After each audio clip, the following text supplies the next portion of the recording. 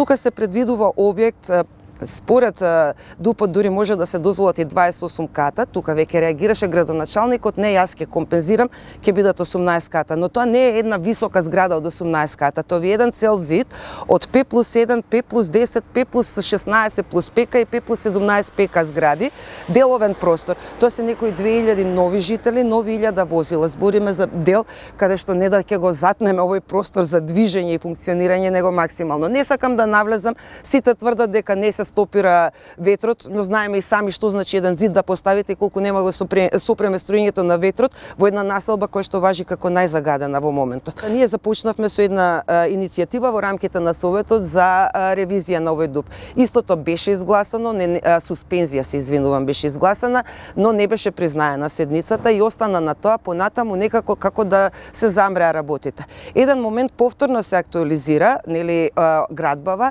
и во тој момент се доби информација дека Конзерваторскиот центар Скопје издал негативна дозвола, негативно мислење во однос на дозволата за градба на овој дел, бидејќи тука ни се наоѓа заштитен споменик воената болница. Тогаш градоначалникот јавно излезе и даде информација дека тоа не може така, дека тоа е самоволие. Да ви кажам, гледајте чудо, за неколку дена одеднаш се доби позитивно конзерваторско мислење. И тука почнува сега епопејата, затоа што ние не останавме на тоа. Ќе би сакала уште еднаш да повторам, ние не бараме ништо вон законите, бараме да се почитуваат законските процедури.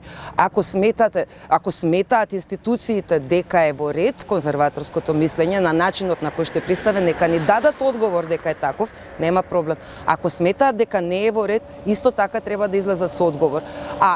Постапувањето на општината со издавање на градежна дозвола во момент кога има сомнеш за нелегалност на известно мислење околу таа градба, веќе ги прави соучесници. Треба да се и вработените во општината и градоначалникот свесни дека некогаш, кога тогаш, некој ќе мора да одговара за сите погрешно превземени чекори во рамките на работа на општината. Исто така, еден апел до советниците, значи ние и како бидејќи сме и членови во Советот, инсистиравме за една побрза реакција во однос на овој момент, токму овие денови бидејќи се кршат копијата околу градбата.